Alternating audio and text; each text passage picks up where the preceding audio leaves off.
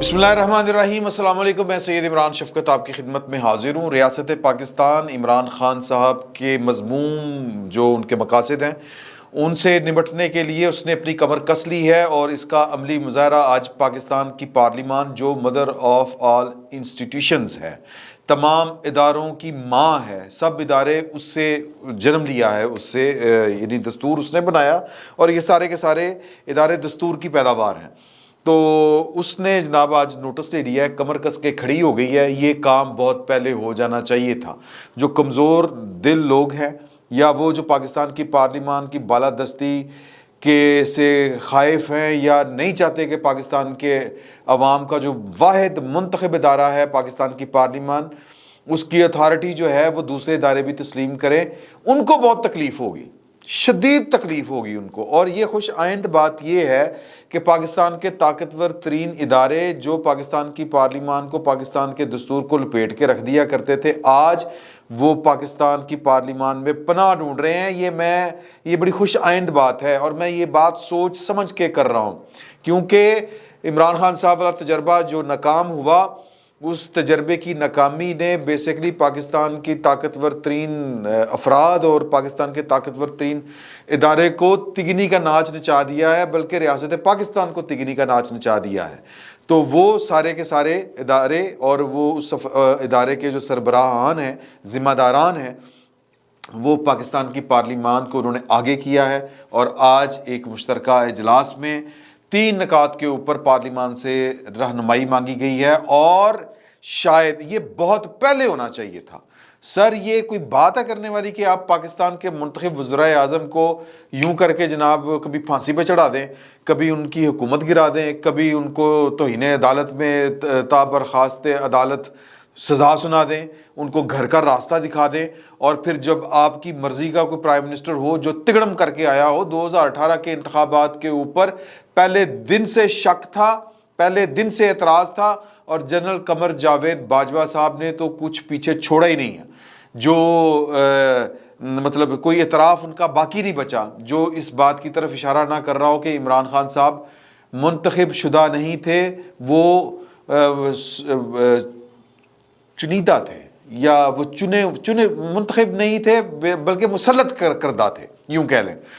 तो अब पाकिस्तान की पार्लिमान ने आज बड़े तरीके के साथ वहाँ पर जो गुफ्तगू हुई, उस गुफ्तगू का टारगेट वो इदारे थे, उन इदारों में बैठे हुए वो लोग थे जो इमरान खान साहब को बेजा सपोर्ट कर रहे हैं।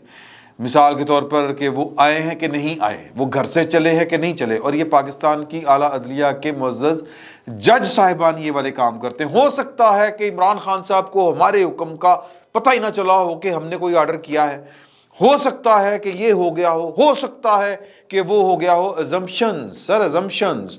अदालतें कानून के मुताबिक चलती हैं, अजम्पशंस की बुनियाद के ऊपर फैसले नहीं देती। ये सुनहरे असूल हैं अदलिया के, दुनिया भर की अदलिया के। और हमारी अदलिया जो है वो कोई आसमान से उतरी हुई नहीं है, लेकिन यहाँ पर हम जो है वो बर्दाश्त से काम ले रहे हैं। भई आपने कानून से काम लेना है। आज राना सनाउल्लाह साहब ने, आज की जो चीफ जस्टिस ऑफ पाकिस्तान के रिमार्क्स थे, वज़ीर दाखिला ने अदालत पार्लिमान में खड़े होके जो एक ओपनिंग डिबेट को ओपन करने वाला जो खिताब था, या डिबेट को ओपन करते हुए जो गुफ्तगू की, उसमें उन्होंने कहा कि जी कि वो कह रहे हैं कि अगर 90 रोज़ से ज़्यादा इंतखाबात पंजाब के और KPK के उनमें कोई गड़बड़ की गई या आगे पीछे किया गया तो हम मदाखलत करेंगे। तो उन्होंने कहा जी आप मदाखलत क्यों करेंगे सरकार, आप हुक्म जारी करें, और फिर अब आपको हुक्म भी सोच समझ के ही जारी करना पड़ेगा। सर, इसके पीछे की कहानी देखें ज़रा। कहानी ये है कि इमरान खान साहब बड़ी डिटेल में जो उन्होंने जो तमहीद बांधी, जो खिताब था ओपन जो डिबेट ओपन करने वाला राना सनाउल्लाह साहब का, वो बहुत डिटेल्ड था। मैं मुख्तसरन आपको ये बताता हूँ कि इमरान खान साहब के इरादों को तकमील देने के लिए उनको पाकिस्तान के इदारों खुसूसन अदलिया की तरफ से जो है वो कानून क्या उसको कहेंगे, अदालती सपोर्ट दी गई। मिसाल के तौर के ऊपर कि इमरान खान साहब ने पहले ये कोशिश की कि वो आर्मी चीफ का रास्ता रोक सके, अपनी मर्जी का आर्मी चीफ लगवाएं, इस हुकूमत को गिराएं। बाजवा साहब के तरले वास्ते किए, बाजवा साहब नहीं माने। बाजवा साहब के पास शायद वक्त गुजर चुका था, उनके पास इख्तियार बाकी नहीं बचा था। تو اس کے بعد 26 نومبر تک کا دن اگر آپ یاد رکھیں کہ عمران خان صاحب کی کوشش تھی کہ عاصم منیر صاحب کا راستہ روکا جائے، نہیں روک پائے، تو پھر یہ تھا کہ اب یہ ملک جو ہے اس کو میں نے ونریبل کرنا ہے، اس کو میں نے گورنیبل نہیں رہنے دینا، یہ ملک چلا کے دکھائیں۔ تو انہوں نے اسمبلیاں توڑی، اور اسمبلیاں توڑنے کے لیے جو معاملہ تھا کہ پرویز الہی کی یہاں پر حکومت ہو، اور جو تحریک عدم اعتماد آئی تھی اس کو سپریم کورٹ نے ناکام کیا اپنے فیصلوں کے ذریعے، ری رائٹ کر کے دستور کو۔ مقصد کیا تھا کہ خان صاحب اپنے ایجنڈا جو ان کا سیاسی ایجنڈا ہے اس کو وہ پورا کر لیں۔ اتنی اندھا دھند عمران خان صاحب کو سپورٹ ہوئی، اور یہ سپورٹ کیوں ہوئی آج یہ بھی بات ہوئی۔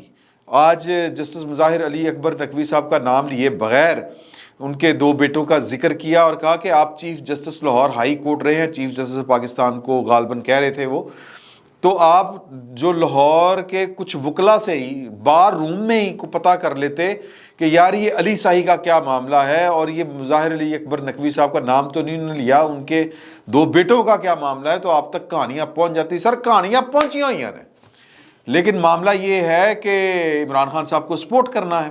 سپورٹ کیوں کرنا ہے سر؟ وہ جو محمد خان پٹی صاحب کی جو ہے نا آڈیو، اس میں ہے کہ جو chief justice Lahore high court ہیں اسد سائی صاحب کے، علی شاہی صاحب کے جو سسر مبارک جو ہیں، انہوں نے کوئی 10-15 ارب روپے کے پیپر پروجیکٹس لیے ہیں اور بھی بے حساب کام کروائے ہیں۔ تو 10-15 ارب روپیہ جب کھایا ہو کسی نے تو پھر وہ سہولت کاری جو ہے وہ بہم پہنچاتا ہے۔ پھر عدالت آپ کو عدالت نہیں لگتی بلکہ خالہ جی کا ویڑا لگتی ہے، اور عمران خان صاحب کو وہ خالہ جی کا ویڑا ہی ہے کہ ہر طرح سے سپورٹ، کہ وہ آ رہے ہیں، کتنے بجے آئیں گے؟ 4 بجے آئیں گے، ہم 8 بجے تک بیٹھے ہوئے ہیں، بیک انتظار ہو رہے ہیں۔ تو یہ ایک مطلب کہ عدالتی فورمز کے اوپر بیٹھ کے یہ بات پارلیمان میں دبے الفاظ میں ہوئی کہ آپ جو ہے وہ سیاسی پولیٹیکل سکورنگ، یا میں تو اس کو جو ہے وہ سیاسی ایجنڈوں کی تکمیل یا سازش، سادہ الفاظ میں اس کو سازش ہی کہیں گے۔ جب کوئی شخص اپنا ڈیو کام نہیں کرتا تو پھر وہ جو کرتا ہے وہ اللیگلٹی ہوتی ہے اور وہ ایک سازش ہوتی ہے۔ باجوہ صاحب نے سازش کی، باجوہ صاحب نے اور باجوہ صاحب سے پہلے بھی لوگوں نے سازشیں کی، اور ان سازشوں کا نتیجہ یہ ہے کہ یہ ملک اب چل کے نہیں دیتا، یہ ملک جو ہے یہ بیٹھ چکا ہے، اور ابھی تک لوگوں کو سمجھ نہیں آ رہی۔ سوال پھر وہی ہے کہ اتنی محبت کیوں؟ کچھ تو اربوں روپے کے معاملے ہیں، کچھ ٹرکوں کے معاملے ہیں، کچھ بے تحاشا امارات کے معاملے ہیں، انے واہ صبح شام ٹکا کے کرپشن کرنے کے معاملات ہیں جو عمران خان صاحب نے ان کے بوئے باریاں کھولے ہوئے تھے، بیگم سے لے کے گوگی اور گوگی سے لے کے گوگا، سب کے سب کرپشن میں ملوث تھے، دن رات کرپشن کر رہے تھے، دن رات کرپشن کر رہے تھے۔ ثبوت مل چکے ہیں، لیکن چونکہ سہولت کاری ہے کہ کھانے والے جو ہیں وہ بڑے بڑے عہدوں کے اوپر بیٹھے ہوئے ہیں تو لہٰذا ان کو پکڑنا مشکل ہے۔ دوسرا معاملہ ہے خانگی دباؤ، کہ آپ کے بچے، آپ کی بیگمات وہ عمران خان صاحب کے ووٹر ہیں، سپورٹر ہیں، اور یہ گناہ کس کے سر جاتا ہے؟ یہ گناہ ان کے سر جاتا ہے جنہوں نے عمران خان صاحب کے لیے پروپیگنڈا کیا، ریاستی وسائل کے اوپر پروپیگنڈا کیا، ہیوی انویسٹمنٹ کے ذریعے پروپیگنڈا کیا، اور پاکستان کو پچھلے 10 سال سے یہ بھی پارلیمنٹ میں بات ہوئی کہ فساد میں مبتلا کر رکھا ہے، انریسٹ میں مبتلا کر رکھا ہوا ہے۔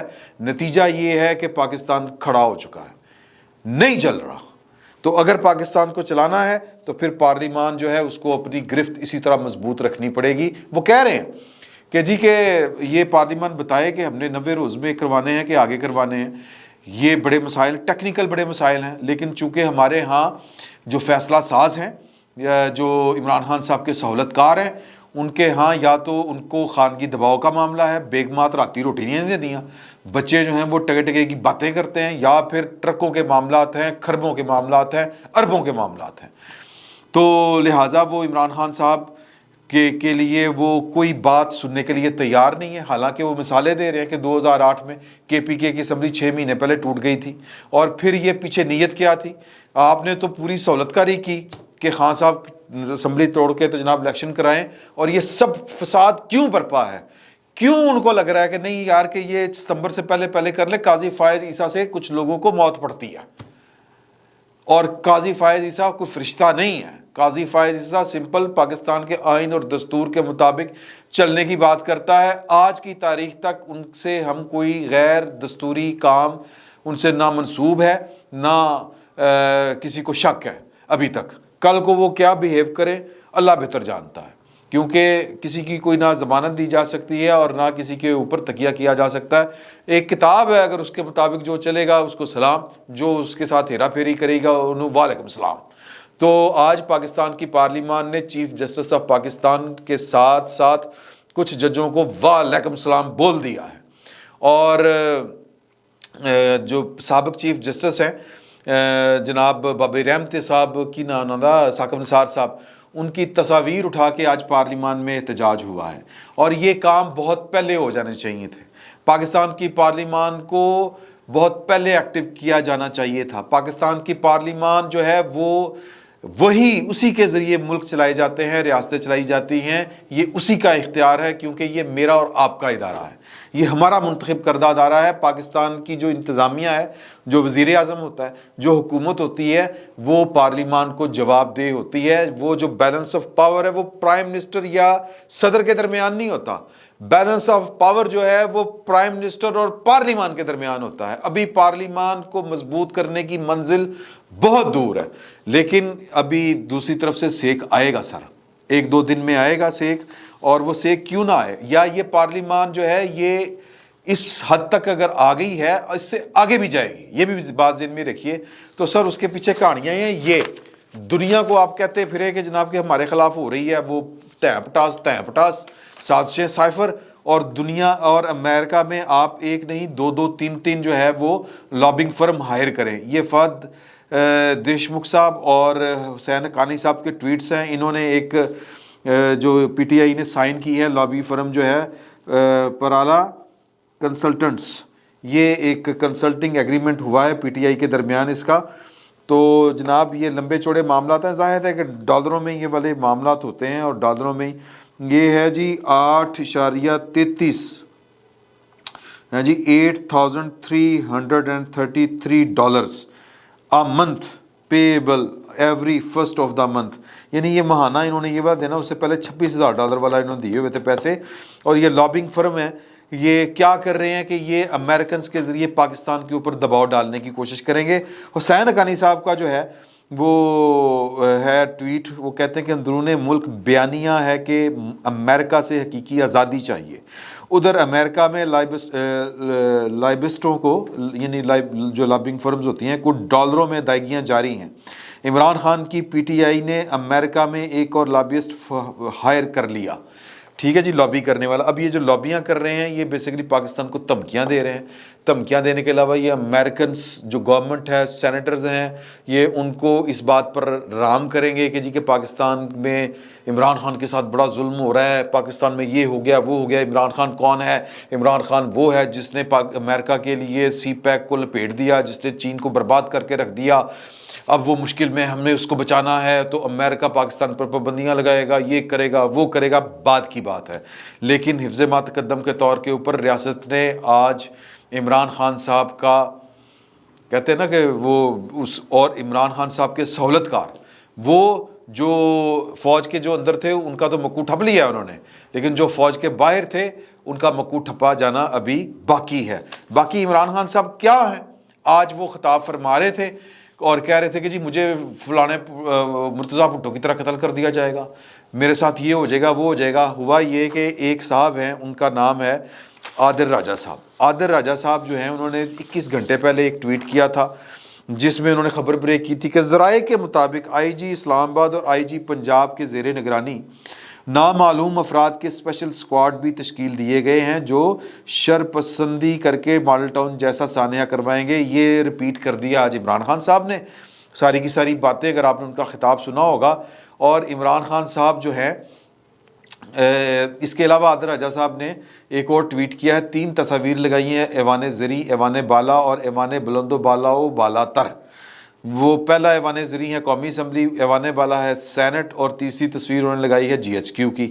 اور اوپر انہوں نے لکھا کہ اگلا ہفتہ ایوان بلند و بالا تر میں آئین کے مطابق الیکشن 90 دن میں کرانے کی شک اور سپریم کورٹ کے فیصلے کو دغا دے کر انتخابات میں تاخیر کے طریقے نکالنے پر صرف کیا جائے گا پاکستان کا اللہ حافظ۔ اچھا یہ پارلیمان نے کرنا ہے، پارلیمان سب کچھ کر سکتی ہے، پارلیمان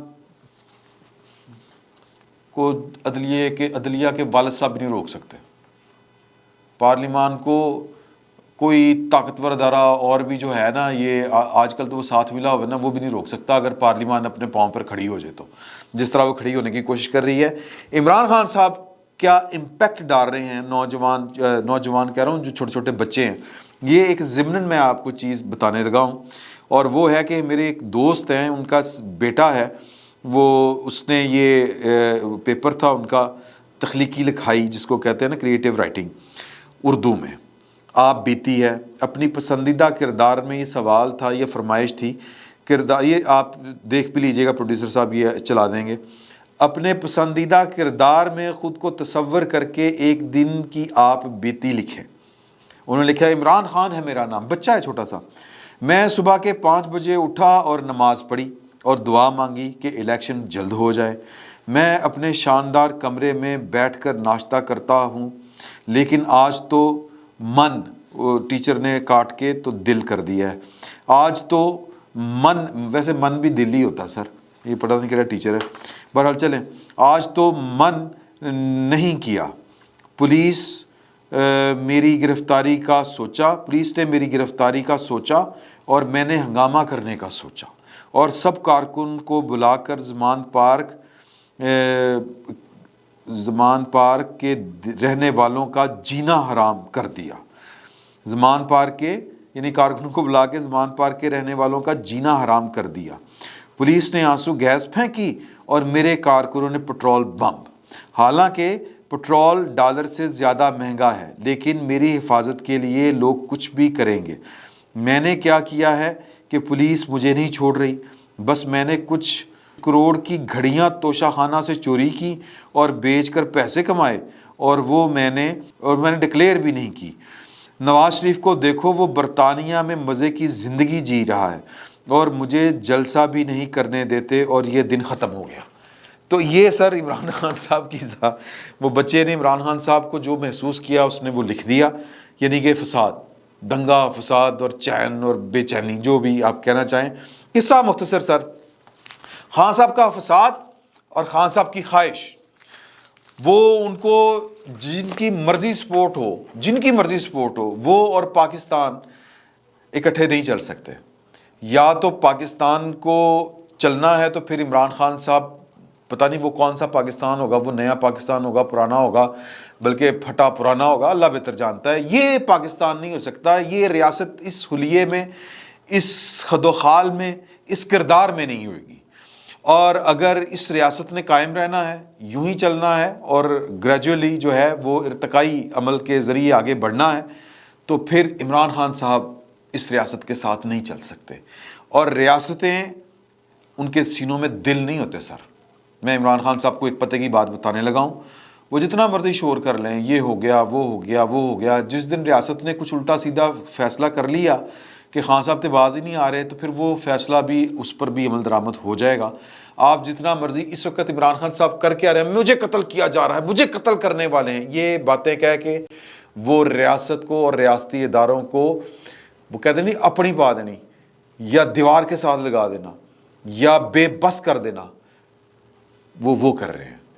لیکن سر طاقتور اداروں کو اور ریاستیں بے بس نہیں ہوتی، نہ ان کو بے بس کیا جا سکتا ہے، یہ بات ذہن میں رکھیں۔ عمران خان صاحب کو اسی صورت میں ہی ان کا ایجنڈا پورا ہو سکتا ہے کہ امریکہ پوری فوج لے کے پاکستان کے اوپر چڑھ دوڑے، ادروائز کم چلتا نظر نہیں آتا پہ۔ فی الوقت اتنا ہی، بہت بہت شکریہ۔